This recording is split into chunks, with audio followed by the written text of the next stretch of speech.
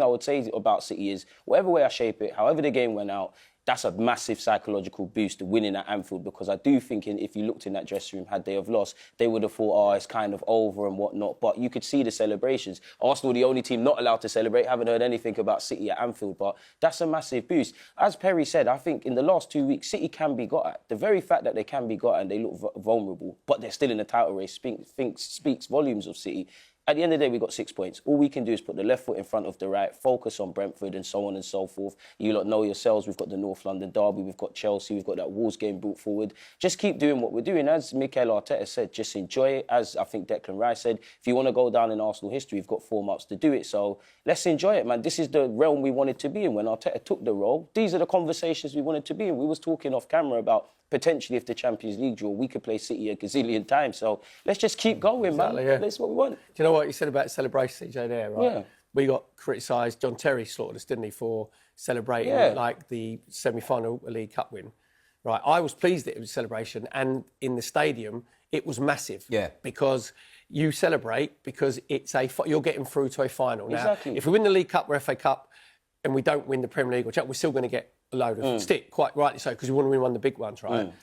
But John Terry criticising celebrations, I thought was so ironic. No, seriously, from a player that celebrated his team winning the Champions League when he didn't even play in it. And you're like, have a little bit of awareness. Calm, exactly, full kit, right? You're like, calm yourself down, mate. And this is why, but in football, I thought it was brilliant because the League Cup is a little bit, sort of for the bigger teams, understandably earlier, it's a little bit derided. It's like, it's not a priority. I thought that actually made the stature of the League Cup even more. So you've got the 2 best teams in the Premier League at the moment playing in the League Cup final, which now, when we're playing in semi-finals against Chelsea, you're like, all right, it's not really, I've got to be honest, it's not a priority. I'm more worried about winning the league.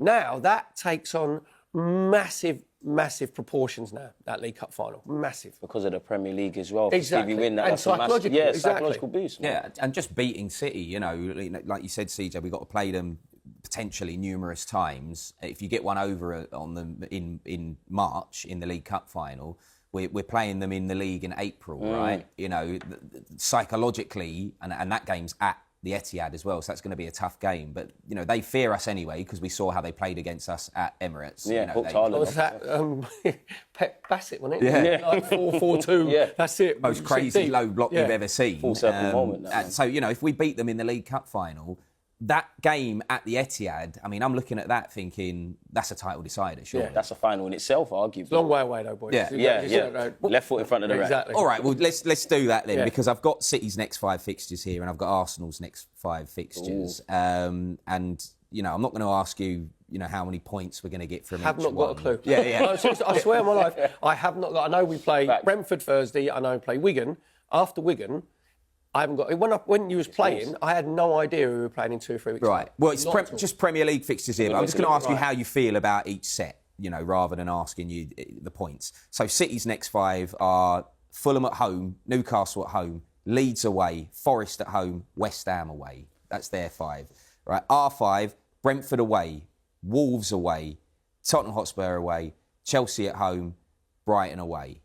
So we're only at home once in the 5. So how do you guys feel about it? Who wants to go first? Well, we had a period of that where we had, I think it was 4 away games on the spin. When and we December, won. January. Yeah, we won 3 and drew 1, didn't we? Yeah. So, it is, honestly, it is what it is. Like, you could... But the only thing, maybe, again, I don't want to put the mockers on it, but you could say that if you're playing Wolves or Burnley, they're games you look at and you say, by the way, they should be winning them. Not all the other games you mentioned. Every other game has jeopardy in it. Every single one. Now, where it's a team, because the middle tier of the Premier League is the strongest it's ever been now. Like you've seen with Bournemouth, even though they went on a little run. Bournemouth again played against us. They've still got chances of beating you. So all of those games, if you're not at it, then there's a little slip up coming in there. So it's. All I know of our running is we have 2 of the top 6. We only have 2 of the top 6 teams to play. So, and people go, it's an easy running, and you're thinking, well, did you see our first 6 games? Yeah. So it ebbs and flows during the season. Do you know what I mean? Every team gets their period. Yeah. And going away from home, the games are going to be more open because the teams can't play the same tactics as what they do because they're more expected to come and give you a game. So, yeah, I must admit, the away games, they don't really... Well, obviously, that mob up the road is the one where it doesn't matter where both teams are in the league, but it does. Do you know what I mean? Because if they're still in a bad run, you score against them at their place first, that's going to be proper toxic. Yeah, big time. Yeah. Especially because, what's going on with the gaffer Exactly. there and everything, you know what I mean? might get I'm just sacked. looking at the City fixtures here and... You know, I know it's not the same Manchester City as you've said, Perry, you know, that we've seen in previous seasons, but I'm just looking at the fixtures and I can't see them dropping points here. You know, Fulham at home, I think they'll win that. Newcastle at home, I think they're going to win that because Newcastle are just... Are not very good away from home at the minute, They're just not having a gregreat season either, are they? Leeds away, I know people go Ellen Road's a tough place to go, but, you know, You'd reckon City edged that one. we rolled them over, do you know what I mean, at Ellen Road. Forest at home, Forest having a bad season, and then West Ham away, I mean... You know, I think again, Forest are scrapping for their lives. A couple of them teams. And we saw Forest... I hope you guys are right. No, but it's saying, but then, logic, Forest against us. You'd think we go to Forest, they defended for their lives, and they get, which is a good point for I remember Wolves as well. There's no reason that they could... West Ham, they're in a really decent run through the last 4. So they could be playing West Ham at the wrong time. If they were playing West Ham 3 months ago... Right off. You go, that's done and dusted. I expect West Ham to get themselves out of trouble. So there's still games there where you can draw. But I've got to be honest, it doesn't matter. No, because it's down to us. We do. Exactly. Yeah. So if they get 15, if they do, you go, happy days, good for you. But that means we've got to do the same thing. Yeah, man. I'd say for Arsenal, just calm down. Just keep doing what you're doing. Don't watch what other people are doing. Just keep winning your games. 6 points gap is, in the grand scheme of things, not the biggest, but you do have that gap. Just keep moving. Obviously, and that's where I think the psychological boost with City comes into it, winning at Anfield, because you look on paper, on one hand, they should be steamrolling all of those teams. But there could be banana skins. Even games where City have won this season, they have kind of been in a bit of trouble. Like I remember Brentford and Crystal Palace away, and a couple of the teams you mentioned, they're fighting for their life. So hopefully they can get results against them. For us, it makes it exciting, relish it. We've got 2 of the big 6. You know, they've got nothing really to play for per se this season. They'd love nothing more to derail us. So just use it to drive us. We've come so far. We've dealt with a lot of tests. Like, just relish it. As Arteta said, in my opinion, this seems like the most enjoyable part of the season. So let's just go out there and keep doing what we're doing, man. Obviously, if you're City, you're thinking, 6 points, Arsenal's run. Maybe if they drop it to 3, maybe their nerves. Every now and again, you see Haaland and Bernardo Silva have a bit of a dig saying they've seen it before. So if I was in that Arsenal dressing room, just use that and just prove these people wrong, man. So we got a parade to do, mate. Yeah, and I like the sound of that. and just before we move on to our match preview for Brentford as well, I think I saw Rory Talks Football, who comes on the show, friend of the show. I think he said that after this round of fixtures, or the next round of fixtures, we play first in every game, I think. So do you think that will have any kind... Yeah, it does. Yeah, right, and anybody says it doesn't. Like, obviously, Man City play first this week, and we play Brentford on the Thursday. If Man City win, it does. It just ramps up that little bit of pressure. It takes away that little safety net you've got. And say, all you can do is focus on you. That is it. Do you know what I mean? So Man City are waiting for us to slip up. So they're more concerned about us than what we should be about them. So we've got a target on them. Yeah, and all it is like as CJ said, you're playing for a massive club. There's pressure anyway. But this is the pressure that you want. This is where we've been building for the 5 full-year seasons we've had under Arteta. This is where we are now. And this is why the players, a couple of them have signed long-term contracts, because they have a look around and they think, actually, this could be the start of something. But it's the first one. The first one's the hardest. But it does make a difference if you're playing first, just to ramp up that little bit of pressure.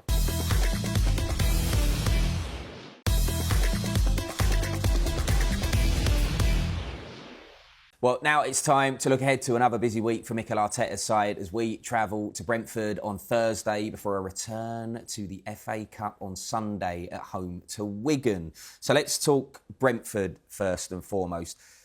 I look at this game, CJ, as a real banana skin away at Brentford, and they've surprised me this season. I am not afraid to say on the show that, you know, during Transfer Insiders in the summer, I did shows with Rory Jennings on TalkSport, and I was big on Brentford getting relegated. Most people had them in the relegation battle, without a shadow of a doubt. They've surprised me big time, and this is a massive game for me.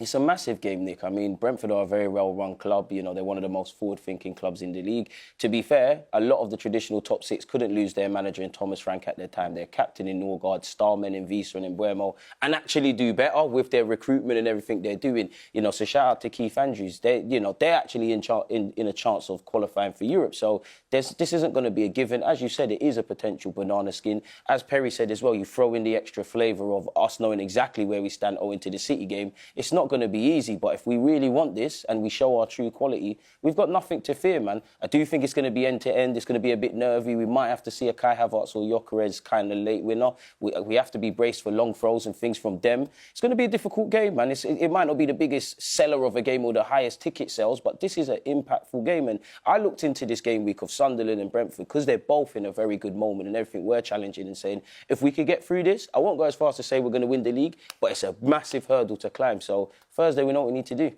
you know what? It's going to be physical. You know, exactly, yeah. And all I want from the centre half, obviously Saliba and Gabriel, is Robbie played really well for Sunderland against us because he was physical, he was backing in.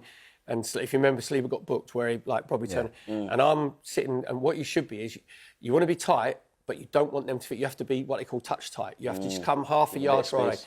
Thiago is a very similar sort of player. And in great form. He's got better finishing ability than Robbie at the minute. But when we're there and it's going to be physical, you don't want to be giving away silly free kicks in around like the 18-yard box or getting yourself an early yellow card. So they've got to be a bit cuter in not getting as tight. Another thing with Brentford, obviously they won their first Premier League game, was against us when they remember the long throws where it bounced in the middle of the 6-yard box. But since then, we haven't lost against them. And I think the last 3 away games we've had at the G-Tech, we've won all 3 with like a 7-1 aggregate. So we know what you're going to get there. And the other thing as well, don't give away stupid throw-ins. I was about to say the throw-in is back on, is on vogue now, which I think is brilliant, right? Yeah, but let's be honest. There we go.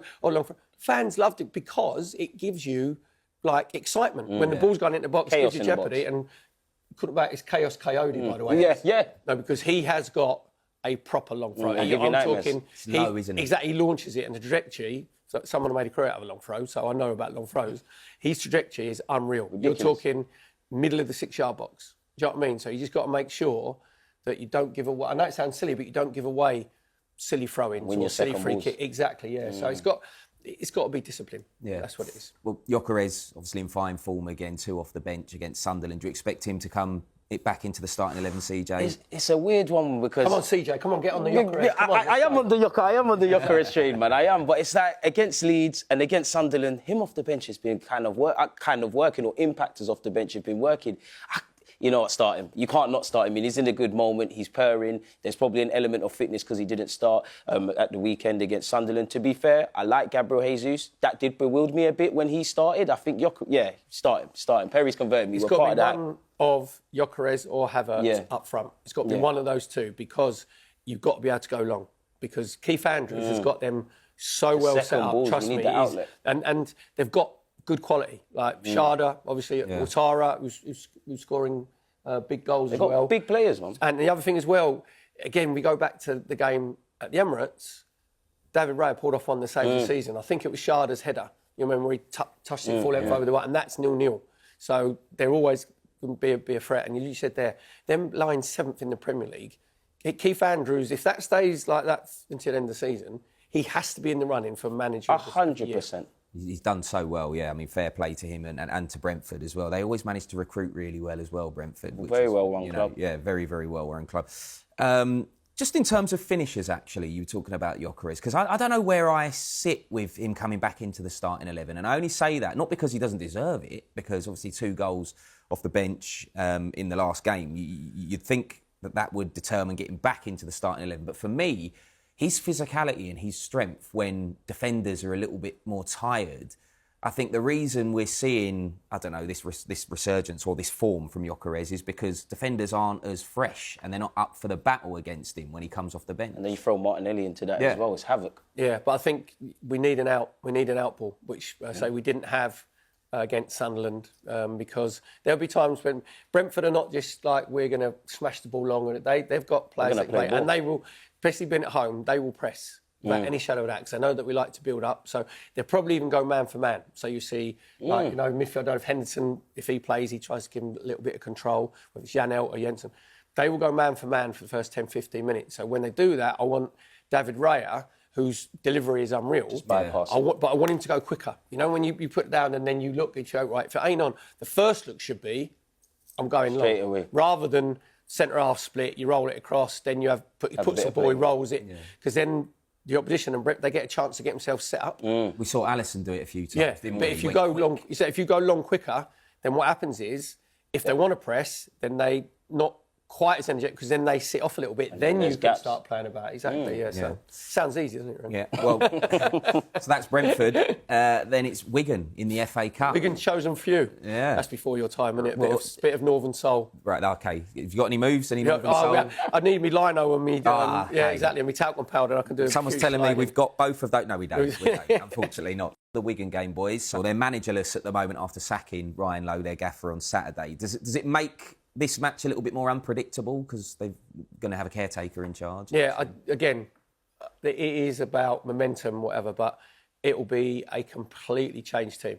That's what I've been. Not half and half. Played, we know Norgard will play. If Mosquera doesn't play, you know what I mean? You need the players to get their minutes. And if their attitude's right, which it has been, we've seen in the League Cup, it should be a formality. If it was away from, it's a different kettle of fish. If it was away from home, I think we're going to have lost 7 of their last 10. That's why obviously Ryan Lowe's been given the sack. And you know what's going to be is they're going to come and just sit deep and say, you've got to break us down. So that's the game where I'll get nervous Thursday morning for the Brentford. You get that feeling in the stomach, which, your logic tells you we should be right if we're at it. And then you go, you start thinking, that could go right. The Wigan game, I can actually enjoy that. Do you know what I mean? I can actually enjoy it and just go, we should go through.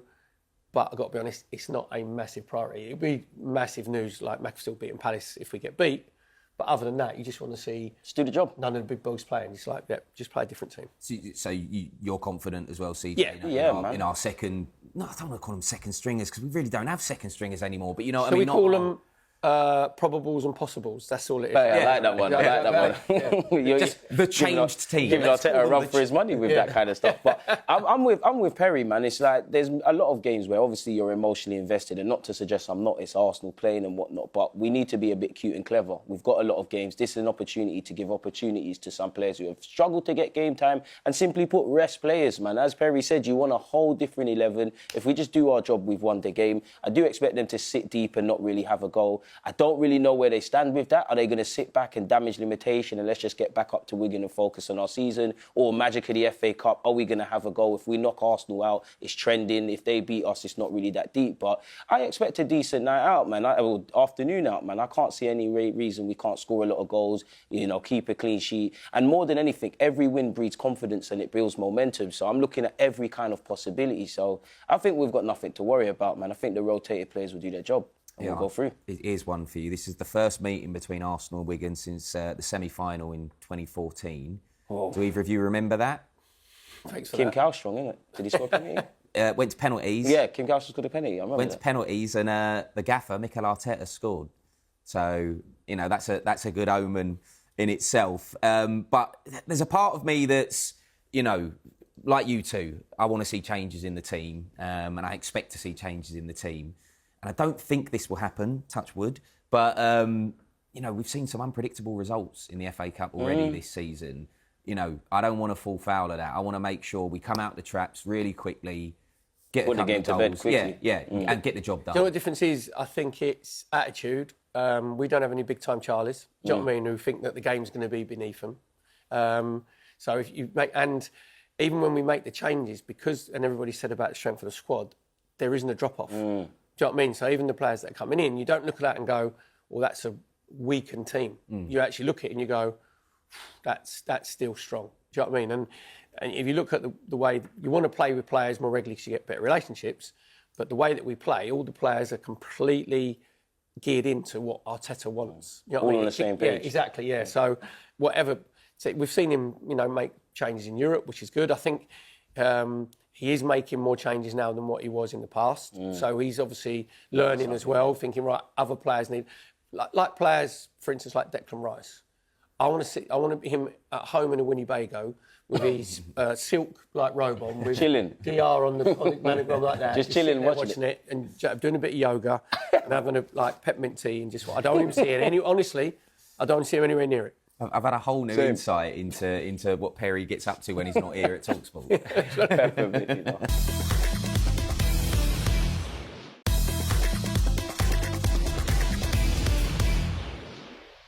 Now it's time for our bet builder with BetMGM. Remember, you can download the app or head to betmgm.co.uk. And this is for the Wigan game, boys. So I am going to say over 3.5 total goals because we've just been on fire with the scoring at the moment. You know, it'd be great if those goals are all ours. But over 3.5 total goals for me. Perry, what are you saying? It's going to be a corner fest. So I'm going to go over 8.5 corners. But Declan Rice ain't taking any of them because he ain't going to be nowhere. He'll be at home. Exactly. CJ? Nick, I'm going with Arsenal to hit the woodwork. If you're pressing me for a number, 7. All right. Just to hit the woodwork will do, though, once, you know, but 7 if not. So the FA Cup, boys, we've been successful in the FA Cup. Mikel Arteta, it's the only trophy he's won for Arsenal. I want us to get a hold of this trophy again. I'm not going to lie. You know, I want us to win everything, but I want the FA Cup because within our history, it's traditionally a competition that basically got our name on it. Yeah, exactly. Won it most times, more than any other side. My era, the FA Cup was the big game of the season. I couldn't tell you from 70 to 80 who won the old First Division, but I could tell you every team that won the FA Cup, who scored, do you know what I mean, what the score was. So, yeah, the FA Cup, for me, still has that romance. And we saw Macclesfield beating Palace. It's still, do you know what I mean, massive. And that's what the FA Cup is all about. Yeah, and a trip out to Wembley as well, CJ. Who doesn't want a trip out to Wembley? I mean, Arsenal fans, we've been starved of trophies. We're about to win the lot, man. Let's go and get it done, man. It's our trophy, man. Arsenal United have won it the most times. Let's put some distance between the two sides. I like the sound of that. Right, that is all we've got time for on today's Inside Gooners. Thank you, of course, for your company, and thanks to my guests, Perry Groves and CJ, a.k.a. the Deluded Gooner. This show is sponsored by BetMGM. Download the app or visit betmgm.co.uk. 18+, gambleaware.org. Please gamble responsibly. And come on, you Arsenal!